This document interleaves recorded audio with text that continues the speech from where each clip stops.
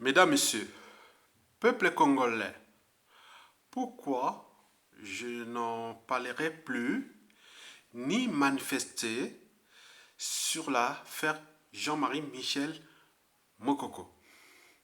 C'est pour trois raisons. La première raison est à caractère historique.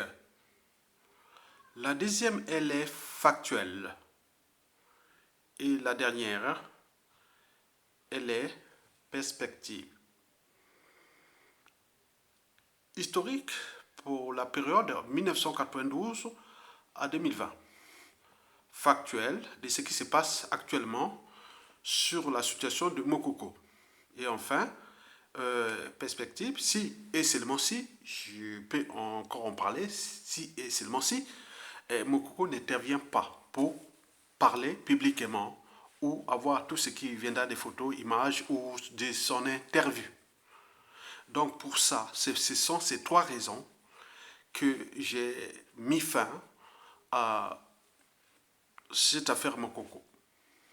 Mesdames, Messieurs, peuple congolais, décryptons d'abord la première raison, qui est à caractère historique.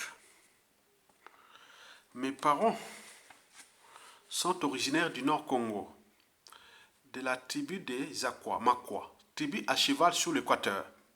C'est la tribu aussi du général Jean-Marie Michel Mokoko, la tribu d'Ozox Ikonga, ancien PDG d'Air Afrique, du général Avoukou, d'Henri Itoa, Angel Ona, et tout ce que vous connaissez, Nimalinja et tout compagnie. C'est cette tribu-là que je suis originaire, 100%, parce que mes parents sont 100% originaires de cette tribu située à cheval sur l'équateur au Congo-Brazzaville, la ville de Makwa.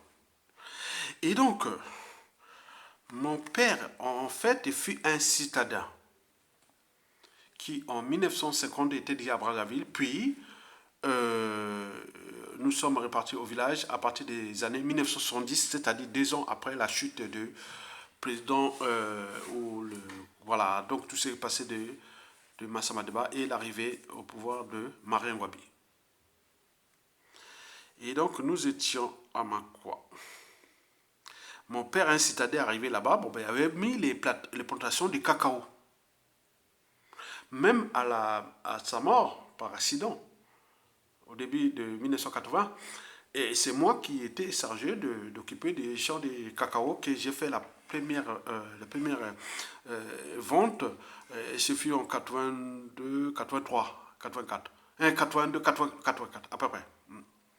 Et donc, les gens disent non, mais attends, tu es intelligent et que la situation d'aujourd'hui et autres, il faut que tu continues tes études. En réalité, j'avais décidé de devenir paysan. Non, non, les champs, là, il y a 10 hectares là. Il y avait seulement l'agriculture, mais le cacao, mais il y avait aussi l'agriculture, la pêche et la chasse que mon grand-père, mon père, voilà, donc vous avez tout compris. Donc j'étais un enfant de Brazzaville, rentré dans la jungle.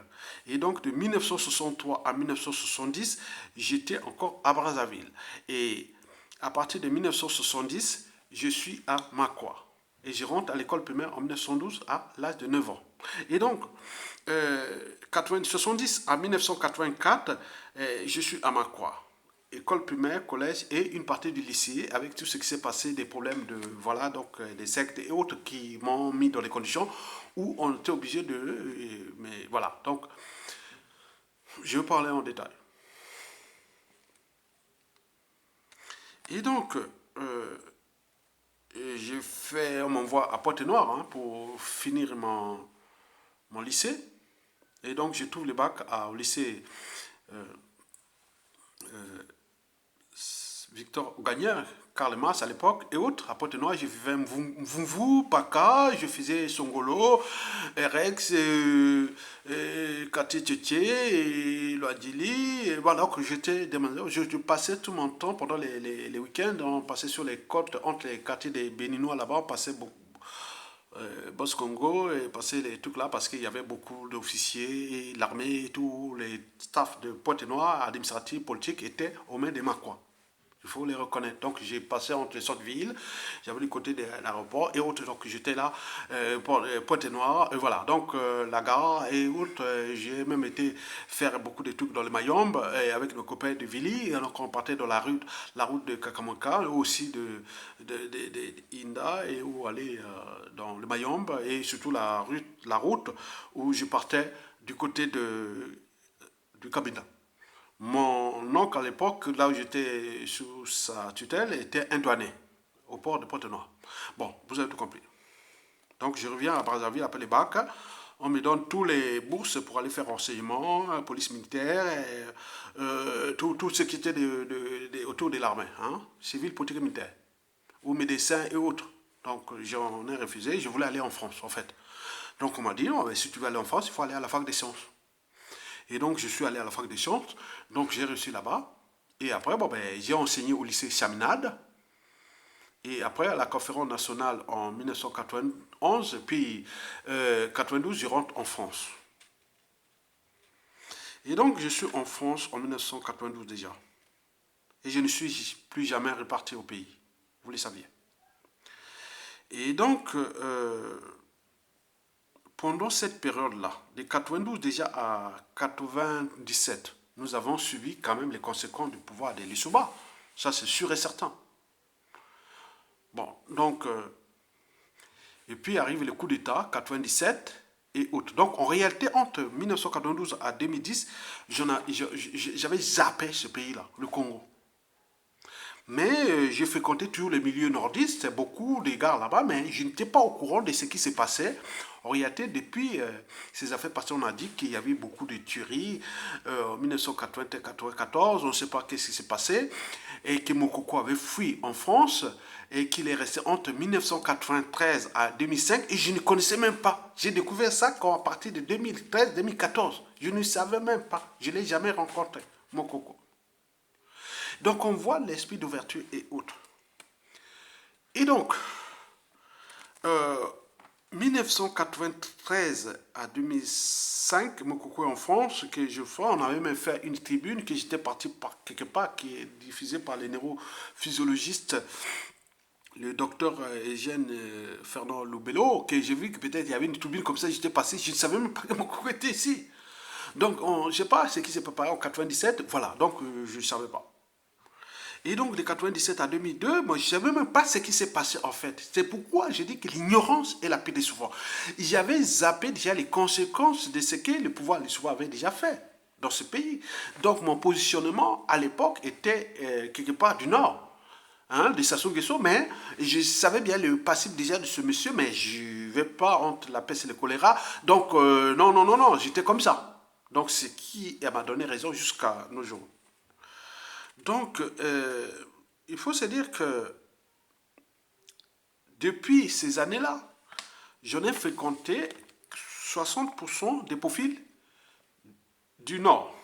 Ça, c'est sûr. Et 40% du Sud. Mais d'ailleurs, quand je suis arrivé en France, beaucoup qui m'ont accueilli, c'était des gens de la tribu, mais également aussi des gens beaucoup du pôle. Et je suis d'ailleurs reconnaissant. Et donc, on arrivait à toutes ces situations que nous avions eues. Et donc,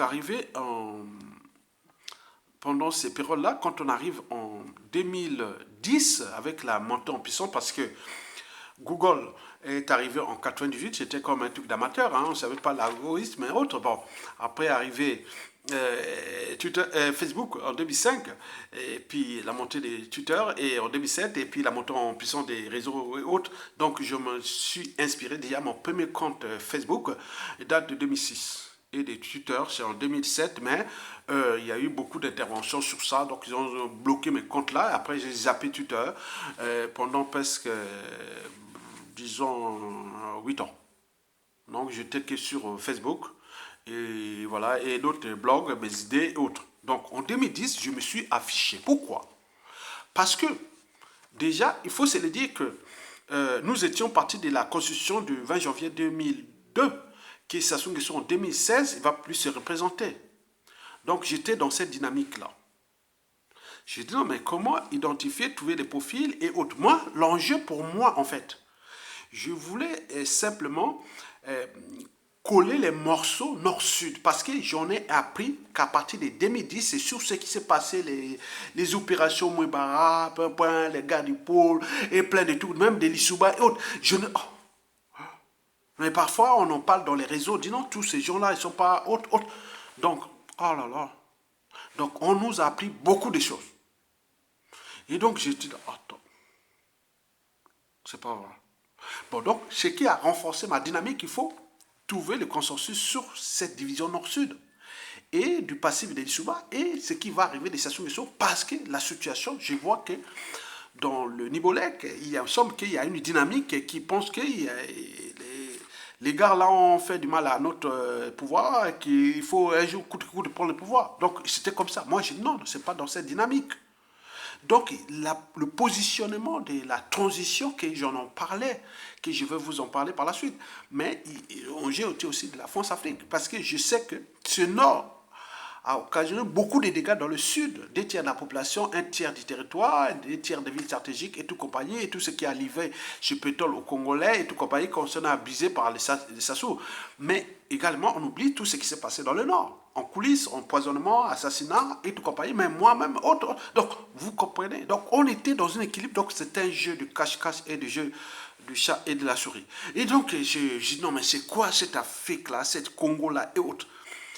Donc, je n'étais que positionné sur la transition. Donc, j'arrive là en 2010, ouvertement sur les médias et réseaux sociaux jusqu'à 2014.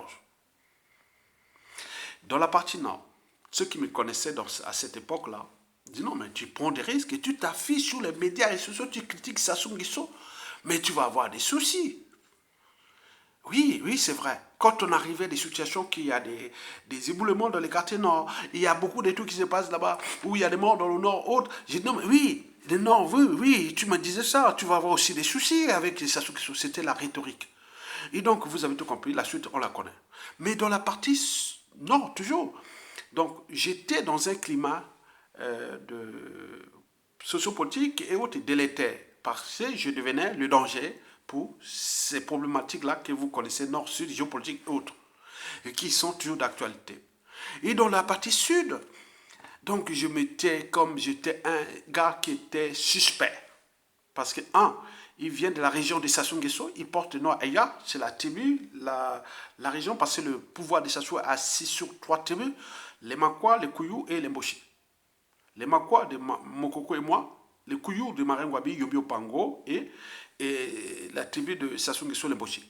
Et donc on dit non, mais il est qui est quoi? Je suis allé même dans certaines réunions et qu'on m'a même poursuivi et dit non, mais c'est un pion, qu'est-ce que tu viens faire là? Et autres. J'ai dit non, attends.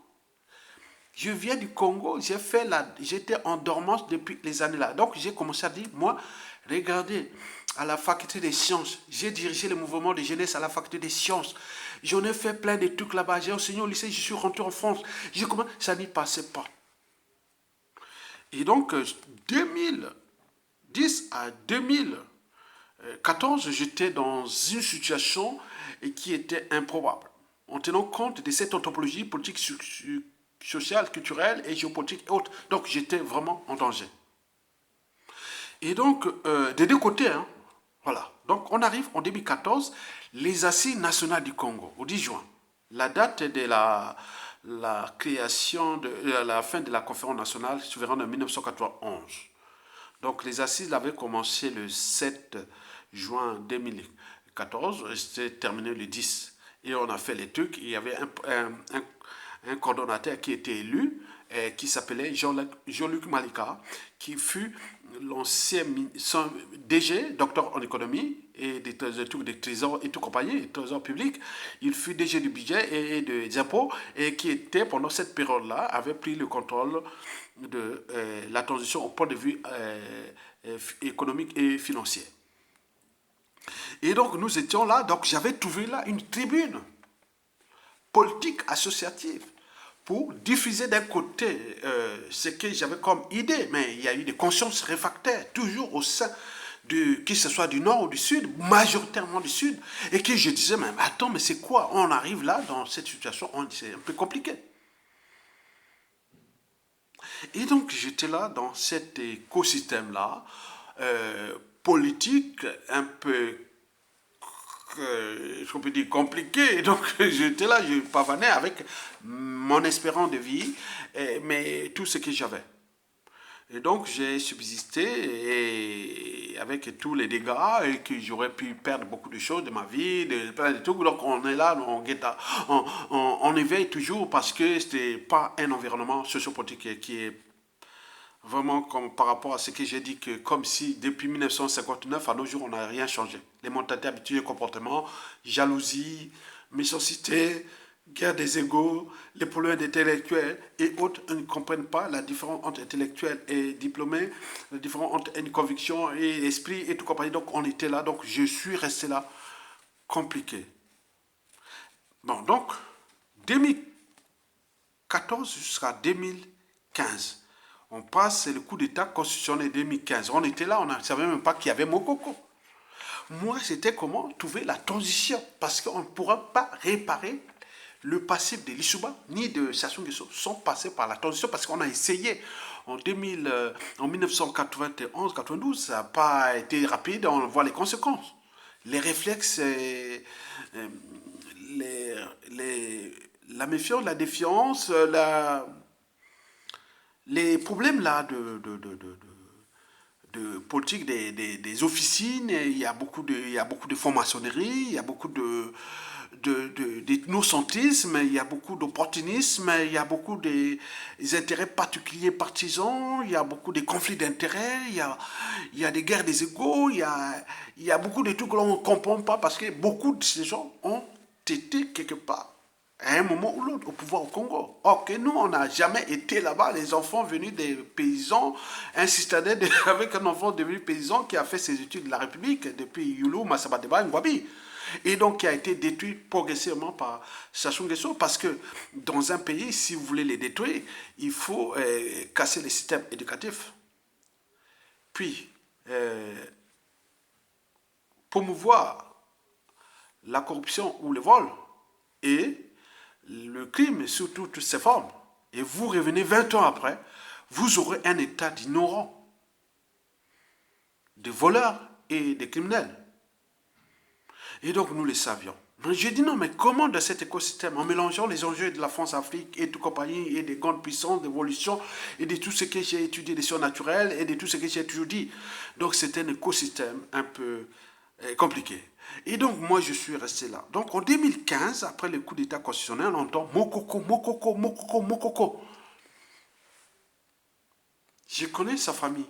Je connais ses frères, ses demi-frères et tout compagnie qui étaient avec moi à Makwa. Je connais l'endroit, je connais tout. Son père m'a raconté, on a fait plein de trucs, vélo, on faisait le vélo entre... oui, Dieu parlait en détail. Moi, Mokoko, Mokoko. Bon. J'ai observé, j'ai vu que la dynamique était là. Donc, je suis rentré là dans la mêlée, comme tout le monde. Et c'est là qu'arrivent tous les soucis. Parce que par appartenance, ils ont oublié mon parcours. Déjà en tant que citoyen congolais, en tant que mon histoire de vie, ou aussi politique, intellectuelle et tout compagnie. Non, Aya égale Mokoko.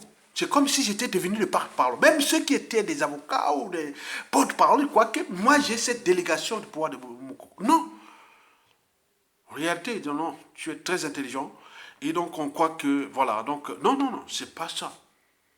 Moi j'étais comme un citoyen normal. Et d'ailleurs, dans ces années, 2015, j'ai pensé à qui? J'ai pensé à Mathieu Ndion, peut-être qu'il va prendre le pouvoir. J'ai pensé la deux fois, j'ai parlé même de Raphaël Ngoma, puisque j'ai fait l'article sur lui. J'ai pensé à Guy Parfait Kolela. J'ai pensé à tout le... Donc c'était là, dans la... Donc on pensait comme ça. Mais de l'étude naturelle. Mais le Congolais est ingrat. Et c'est les raisons pour lesquelles Ketia Banga, Ketia Béatrice Safou Bwanga a écrit aux éditions et des livres, alors elle avait 21 ans, 2012, l'ennemi du noir, c'est le noir lui-même. L'ennemi de l'Africain, c'est l'Africain lui-même. Parce qu'il existe une certaine mentalité noire qui nuit gravement à l'évolution du continent noir. Donc on se retrouve face à des gens qui, par l'éducation, ou même anthropologie, ou même les trucs noirs, donc ils sont venus à s'attaquer à moi frontalement, mes parents, donc j'ai dit non, mais c'est comme dans une machine à laver. Je dis non, non, non, non, non. Qu'est-ce qu'on veut de ce peuple? Il faut qu'il y ait du racisme contre les Noirs pour qu'il y ait un baise mondial, mais tout ça, on ne crée pas un baise. J'en ai dit plusieurs fois. Vous avez tout compris? Mesdames, Messieurs, peuple congolais. Donc, l'arrivée de Mokoko était à la fois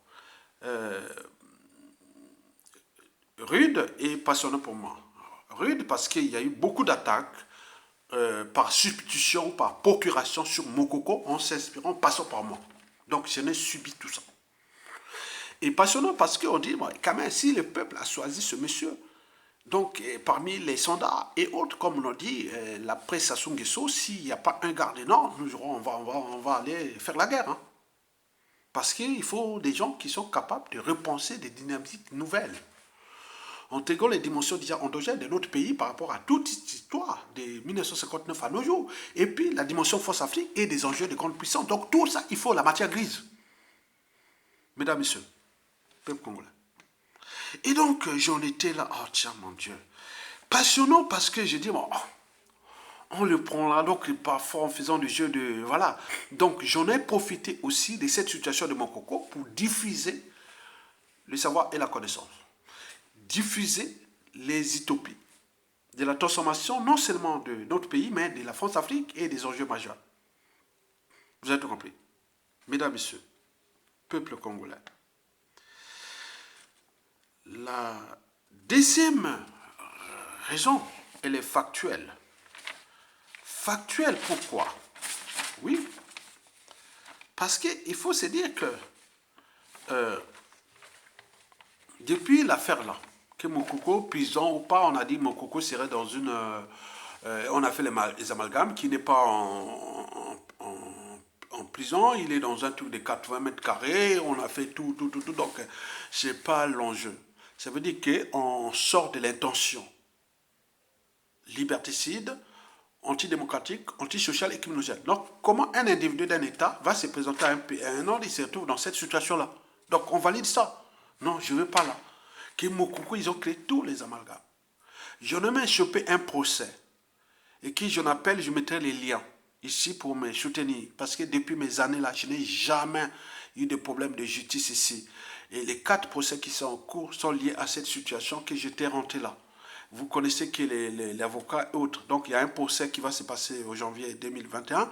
Donc, vous pouvez me soutenir comme vous voulez. Bon, c'est pas grave. Mais on va se battre s'il n'y a pas autre. C'est sert à rien de revenir. Voilà. Donc, c'est pas qui rentre dans notre cas, mais simplement pour dire non, mais écoutez, bon, ben, nous avons cette problématique-là que nous cherchons à la transformer à l'échelle endogène et aussi de la France-Afrique. Donc, je suis un esprit consensuel. Même au sein d'Mbouchi et autres. Disons, tous les Congolais, ils disent non, Aya Tonga, c'était vraiment sincère. Hein? Donc, c'était quelqu'un de humble depuis le village.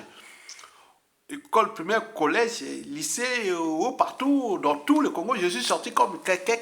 Aya Tonga, c'est quelqu'un qui ne peut même pas avoir un conflit avec quelqu'un. On l'a dit ça au pays là-bas. Ils connaissent ça parce qu'ils sont étonnés. Aya, mais non, devant les justices l'oppression et là-bas, on se transforme. Et donc, pour le reste, mon caractère intrinsèque et mon comportement, mais tout cas, chacun a ses qualités et ses défauts. J'ai ma vie privée, on a des qualités et des défauts, mais côté public, je n'étais pas là pour subir tout ce qui m'ont voulu m'attaquer, voulu m'éliminer, voulu tout. Non, je dis non, mais c'est quoi cette Afrique? C'est quoi ce Congo? C'est quoi ces gens-là? Vous avez tout compris. Mesdames, Messieurs. Donc, sur le plan factuel, Mokoko, en Turquie, on vit, et toi, autre, non? Je dis non, mais attends, ils viennent me charger. Je dis non, mais je ne suis qu'un citoyen comme vous. Même dans les rues de Paris, moi, je vous dis que je suis passé. C'est-à-dire, quand je passe parfois dans la rue à Paris, autre, je me cache. Parce que ça devient vraiment gênant. Et il y a eu plein de gens qui viennent. Ah, il y a ton combat. Donc, on ne sait pas. Donc, il y a eu des menaces, il y a eu plein de choses. Non, ceux qui cherchent pour qu'on sorte de cet enfer de Sassou Nguesso de manière consensuelle, sans mort d'homme, ni chasse à l'homme, rendre justice, et pour que nous on transforme nous-mêmes, et la France-Afrique, pour qu'on avance. Regardez, avec le Covid-19, on a arrêté l'économie mondiale. Donc, ça veut dire que la vie est plus importante que l'économie, les finances, l'argent et tout compagnie. Donc, vous ne pouvez comprendre, moi j'ai compris ça depuis. Je faisais, à la mort de mon père, j'ai fait les premières plantations, je faisais 5 km pour aller transporter, faire les champs de 5 hectares de cacao, et puis faire les cabosses, et faire tout ça, et revenir Donc, j'en ai fait ça. Donc, après la pêche, la chasse, pour payer les études au collège et au lycée, la mort de papa, parce que là, quand il était là, il nous protégeait, il nous faisait tout. Bon, ben, j'étais là, oui, donc il y a eu beaucoup de dégâts. Et donc, on vient m'insulter comme ça, c'est quelque chose qui n'est pas bien. Donc, j'ai dit non, je ne veux pas rentrer là parce que le pays est dangereux. On m'a dit, Ayatonga, ne rentre pas là parce que ça devient l'ingrat. Mokoko peut mourir ou pas, ou autre, ou toi aussi, on va t'oublier. Parce que l'Africain est ingrat. Ailleurs, les résistants, vous passez dans tous les endroits d'Occident, ou autre, il y a des avenues, il y a des livres, il y a des plaques et tous ceux qui ont résisté contre les justices l'oppression, la honte, l'honneur. Mais nous, on va l'oublier. Combien de gens qui sont morts au Congo depuis cette injustice politique, depuis les années 59 jusqu'à nos jours, oubliés. Donc moi, je suis dans le sens de repenser ça. Qu'à chaque instant du Congo 59 jusqu'à 58 ou jusqu'à nos jours, il faut vraiment refaire quelque chose pour la mémoire. Parce qu'un peuple qui n'a pas de mémoire commune, consensuelle, sera toujours dans la récurrence des mêmes horreurs et des mêmes amalgames. N'oublions pas le négationnisme et la guerre des mémoires. Vous avez tout compris. Donc, la deuxième raison factuelle, donc Mokoko est là-bas en Turquie, quel est son état, non, donc le peuple peut certainement se dire, non, oui, on veut savoir, on veut la traçabilité, c'est tout à fait logique. Personne ne peut l'empêcher qu'on aille manifester contre l'autre. Mais moi, par rapport à cet historique et tout ce que j'ai subi, je ne veux pas aller parce qu'on va y croire comme si je suis le porte-parole, comme je suis, alors que c'est un simple citoyen comme tout d'autre. Et que s'il n'y avait pas mon coco, peut-être ce sera un Nibolègue, ce sera un gars de poule ou des plateaux ou du nord ou de nord. Je serais pareil. C'est un problème d'esprit, de conviction. Mais pourquoi vous venez me charger comme si je deviens la famille ou non, avec tous les dégâts que j'ai eus dans ce pays. En France, en contestant le régime France Afrique de Sassou Nguesso. Vous imaginez. Alors qu'on est là pour sauver tout le monde. Les intérêts des puissances et tout le monde, parce que les gros poissons mangent plutôt les petits poissons, on le sait. Nous sommes dans la transformation. Pourquoi venez nous emmerder? Vous avez tout compris. Mesdames et messieurs. Donc, sur ce plan factuel, que mon coco en Turquie, en vie, ou malade, ou en vie, voilà, non, je ne veux pas intervenir. Je ne veux pas aussi interdire ou autre. J'ai dit seulement que je n'irai pas. Je ne fais pas ça parce qu'on ne sait pas ce qui s'est passé, quels sont les enjeux derrière, qu'est-ce qu'ils ont signé, autre. Mais le peuple peut mettre les pressions pour montrer que, voilà, on est là. Ça, tout à fait logique. Vous avez tout compris. La troisième et dernière raison, c'est qu'il faut voir maintenant par la suite les perspectives. Donc, on nous signale que Mokoko pourra intervenir ou parler dans les médias et à tout instant.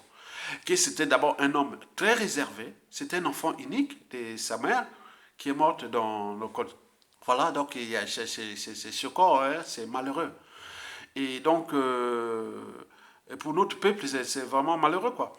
Et que Mokoko, c'est quelqu'un qui sait bien protéger la vie privée. C'est un humaniste, hein, quelque part. Mais aussi, il faut se dire que dans le cas des secrets médicaux et des choses comme ça, bon, peut-être qu'il a maigri, qu'il a fait ceci, parce que les conditions d'incarcération, il y a des gens qui sont, ils sont moins de trucs, ils grossissent ou ils maigrissent et autres. Moi je suis quelqu'un de 1m78 qu'on peut manger. Parfois, quand je mange ce que je mange, on dit non, mais attends, tu vas grossir. Mais j'ai naturellement facile de brûler les combustibles, les glucoses, tout ça dans le sang. Donc, je suis toujours faim. Donc, je peux manger énormément, mais je ne vais jamais grossir. Je fais toujours 1m78 et aujourd'hui, ça varie entre 68 et 70 kilos. Hein. C'est entre là, ça ne va pas au-delà. Hein. Depuis, ça fluctue là, ça ne va pas loin. Je peux tout. Alors, mais lui, avec les conditions, il a dû peut-être maigrir, il y a un problème d'image, il y a un problème aussi de sa propre dignité, des plein de trucs, il y a des enjeux des États, et beaucoup de choses comme ça qui sont arrivées, donc on ne sait pas ce qui se décide parce que notre bassin est stratégique pour le futur, et donc je ne sais pas ce qui se passe là-bas, je ne peux pas rentrer. Donc si Mokoko n'intervient pas ou ne parle pas, je ne vais pas en parler de lui maintenant. Donc je laisse le peuple congolais prendre sa responsabilité de peuple.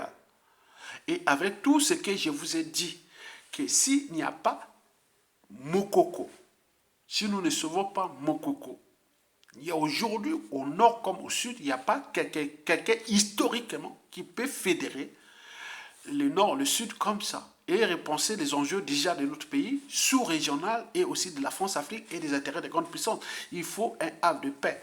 Mais il me semble que par rapport à ce qui se passe, si Mokoko n'est pas là, moi, je ne sais pas qui aujourd'hui peut prendre les responsabilités, puisqu'il aurait pu prendre les responsabilités. Depuis 2015, il n'y avait pas Mokoko. Ils l'ont laissé, ils ont cédé. Mais non, là, depuis 2016 et 2020, il était en prison, ils n'ont pas pris. Donc, attends, n'attaquons pas. Je ne sais pas ce qui se passe. Déjà pour lui-même, c'est un officier, c'est un haut gradé des armées. Et qui, à côté, on se demandait, mais attends, Saint-Cyr, qu'est-ce que ça sert encore Saint-Cyr, si on humilie un Saint-Syrien par Sassou Nguesso, bon ben nous demain on ne va pas envoyer nos officiers se former à Saint-Cyr demain en France, non. Donc d'autres pensent comme ça et donc il y a plein d'enjeux. Et d'autres, voilà, donc je ne sais pas. Et la France aussi, on difficulté par rapport à tout ce qui se passe, donc on ne sait pas. Et l'Union européenne, les États-Unis, la Russie, la Chine, plein de tout, on ne sait pas ce qui se passe. Mais il y a eu injustice. Mais comment transformer une injustice en justice, c'est-à-dire repenser des choses nouvelles, parce que ce qui va se dessiner après le Covid-19 va être différent parce que les paradigmes est là. On a bloqué l'économie mondiale à cause pour sauver les vies. Donc, inventer le futur, c'est protéger l'humain et la nature. Et donc, je ne sais pas pour le reste, pour le peuple congolais, je ne vais plus intervenir pour toutes les raisons précitées. Et s'il y a des trucs sur Mokoko que vous faites, je vais analyser à mon âme et conscience, je pourrais relayer une vidéo, mais je ne vais plus intervenir parce que vous voyez comment, dès 2016, j'ai souffert de tout comme si j'étais devenu le porte-parole de Mokoko, alors qu'un simple citoyen, je suis arrivé en France ici, dès 1992, j'ai chopé une manifestation, ça marque, hein. Donc on dit la France c'est un pays de liberté, de plein de trucs. J'aime ici c'est l'esprit intellectualité, l'esprit contestataire. Et eux ce qui m'a façonné ma façon de dire que la France sera toujours avec nous, mais je vais vraiment la transformer si j'en ai la chance. Vraiment ce sera vraiment notre enjeu pour comprendre tous ces équilibres du monde d'aujourd'hui et que notre histoire là du point de vue pour nous qui avons étudié les sciences naturelles, avoir un bac plus 4 en somme FVT, on appelle ça SVT, oui c'est ça, mais il semble que depuis l'indépendance du Congo nous en avons que 10 qui ont eu cette maîtrise là en France et je suis parmi ces 10 là. Je sais pas, au Congo là-bas, j'ai la bac plus 4, on a. Donc j'en ai fait plus pour l'environnement et tout.